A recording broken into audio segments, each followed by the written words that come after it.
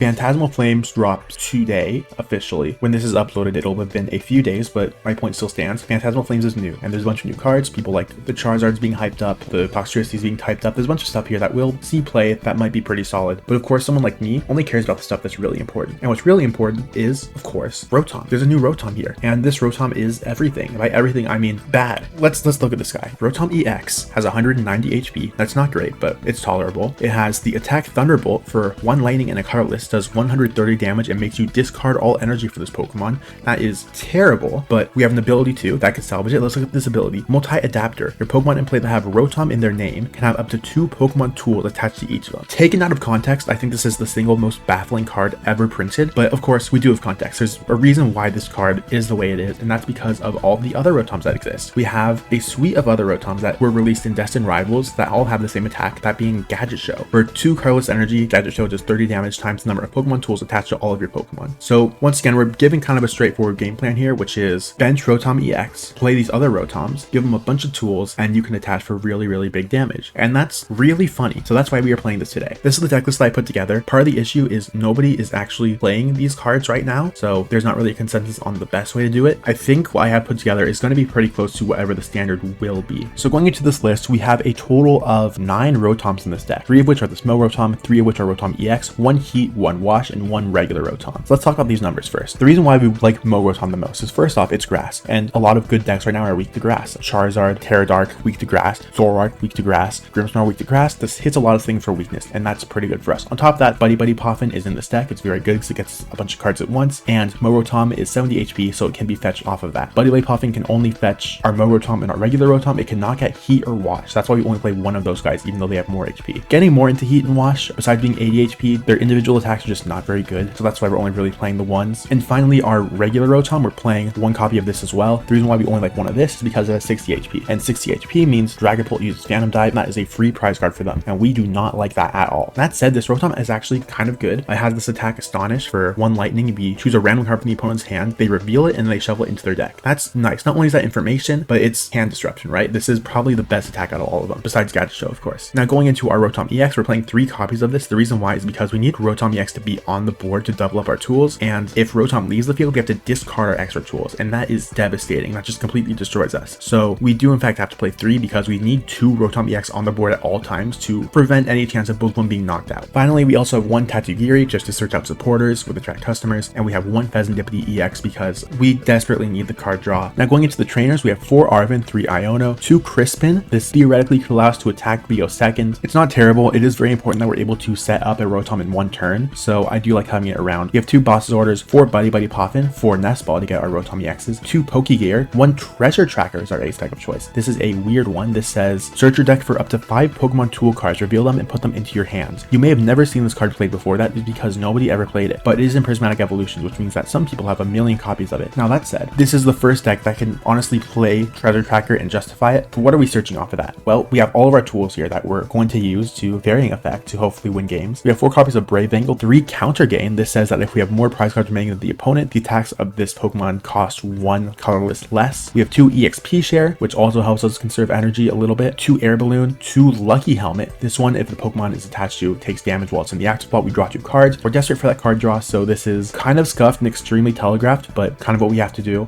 We have 2 Bravery Charm, 2 Town Store to search out more of those tools. We have 1 copy of Battle Coliseum. I think this might be Battle Cage in English. Finally, for the energy, we have 4 Lightning, 3 Grass, and 2 Spiky Energy. Now, there are a bunch of different directions that I think you could take this list. There's Brute Bonnet with Binding Mochi and Ancient Booster Energy. That's extra tools, and that gets that poison damage online. It gets the Binding Mochi boost. That can really boost up your damage output. The issue is it's just so inconsistent, it's hard to make work. There's a Bronzong, which has an attack called Tool Drop, which is 40 damage for each, but it's 3 colorless, so you have to click Ignition Energy to make that work again. That's kind of awkward and inconsistent. The point is, there are other ways to play this deck that I have not tried yet, but for right now, this looks like probably the best way forward. So hopefully this works out. Oh look, a free iPad. Coin flip 1, it's just that easy. We probably go first. Interesting. Lead Rotom. Okay, we're done there. We're gonna mulligan. We appreciate the extra draw, and it's Darkness. This is interesting. So Sharpedo is being kind of hyped up. We'll see how good it is. This deck we're actually kind of nice into if we can just get our Mow Rotom up and running. That can actually take a Oko on the Sharpedo and just take crazy prizes. We'll have to see. Draw the 1. There's Lucky Helmet. That's fine.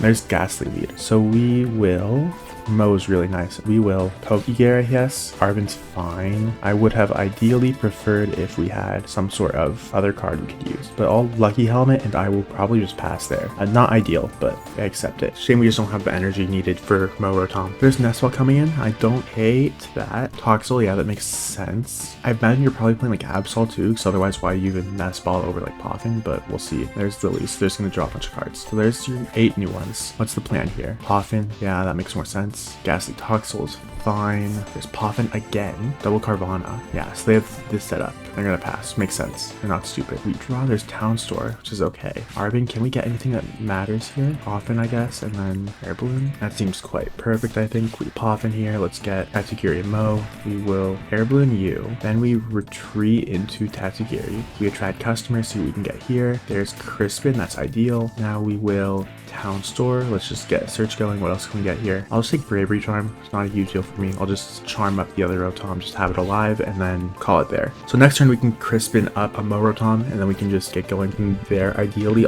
the issue is Tatsugiri is still present and not knocked out yet. There's Air Balloon on that Toxel. That's fine. There's Second Darkness. Are you gonna evolve? Ultra Ball? Maybe. We might see it. Darkness Boss. Getting rid of Boss is interesting. Maybe you have a second one, or maybe you're just weird. But there's Sharpedo. Okay, makes sense. Although this Ghastly is still here and is not attacking, so Iono, new hand, that's at least you have an energy, but Ultra Ball again, gonna discard 2. Haunter Nest Ball, fine, to get Gengar. You have the rare candy though? Yeah, you do. Alright, how are we gonna deal with this? There's another Sharpedo on the bench, we don't care too much about that. The issue is getting charged up in a single turn. How are we getting there? There's that, that's fine. I'll bring in Rotom since we can just retreat. I will draw. Heat is nothing. How are we getting here? I'll bench a Heat, put Lucky Helmet on the Heat. Wait, I do have energy. Am I stupid? What was I thinking? Yeah, we'll Spiky Energy you, Counter Gain you, Brave Bangle you. I retreat into you. Then I can attack for 210. Then I get 350s. How much do I need to get there? This becomes this. We'll just take another Bangle, Counter Gain, EXP share, Counter Gain, whatever. We'll just take all these. I'll Bangle onto you, Counter Gain onto you. And I can 270. I can only get to 330. That's so awkward. It's literally the amount of Pokemon I have in play is restricting me here. Counter Gain on you, Bravery Charm you, and then we just attack for the 330. And the good news is they can't use Toxtricity on this or else it dies. If they attack, it also goes down. So that does give us leverage there, right? We can do something. Spiky Energy is just barely what's putting us together here. One energy on the Sharpedo. Air Balloon, okay, you're gonna retreat, but still I don't see how that helps. There's Academy at Night, sure.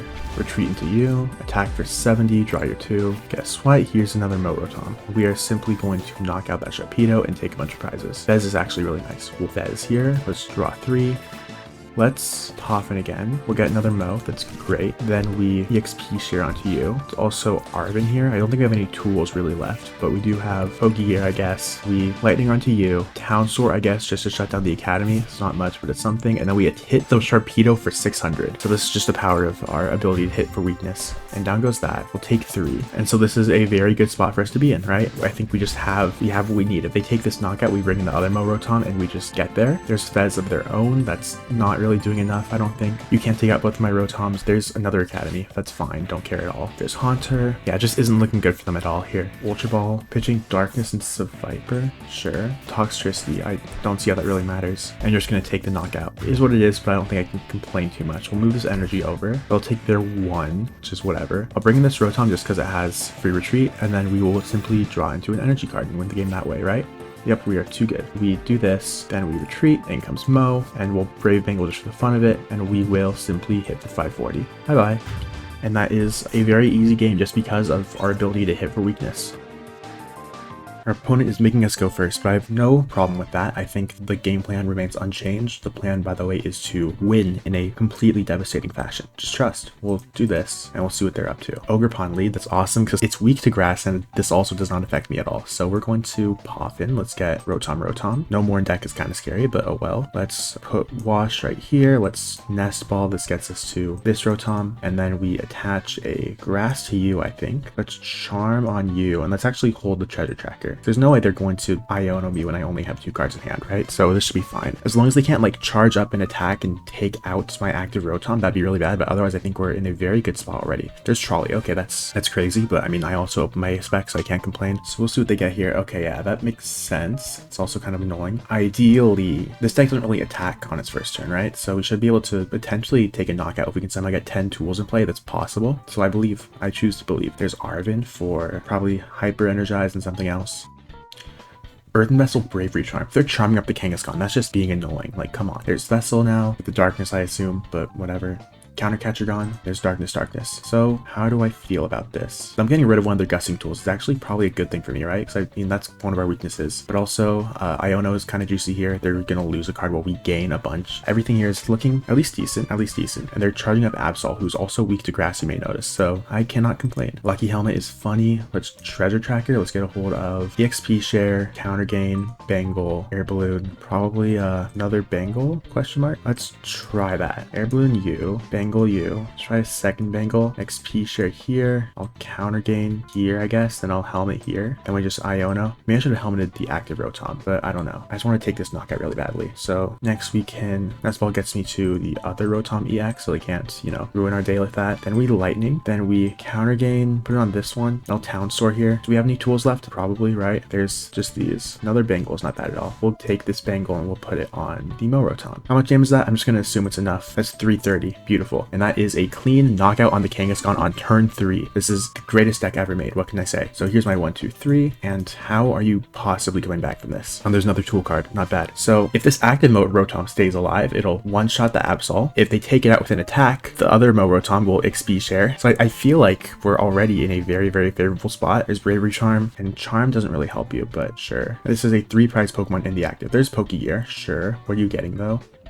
Boss's orders, okay, but what are you gonna gust up? You can gust up a Rotom, do damage, but that's not enough. Yeah, like why are we doing this? Yeah, this Rotom comes in, it cannot be knocked out, and now you're looking at my hand, it does not matter. You lose the game. Like, I don't know what to tell you. You usually lose the game here. I don't know why you do that, but we will take a very quick and easy victory. So who am I to complain? Draw, and they're gonna surrender. Okay, that was insanely quick. Yeah, we'll take those. We'll take those. We are back. How do we do? I think this went okay. So few things worth mentioning here. I don't think this is a particularly great deck. I think it has a lot of weaknesses that keep it away from being anything that you would seriously play. Mostly it's just very clunky. All these attacks needing 2 colorless is kind of awkward when there's no sort of double colorless or double turbo or anything else in the format that would make that easier to use. It's a little difficult to get all these guys set up when they get knocked out in one hit anyways. The other big thing here is this deck is kind of a matchup fish, right? Like obviously we're playing for Brave Bangle, but also it's just like if we go into a single prize deck, not only are the Brave Bangles useless, but they also just probably win on the prize trade since our attackers are weak enough that they can play the single prize game if they want to, but also we have a very weak bench Rotom they can gust up for 2 prizes whenever they want, which means that it's very difficult to win the prize trade favorably unless our opponent is constantly playing 2 prizes, like even when they don't need to, right?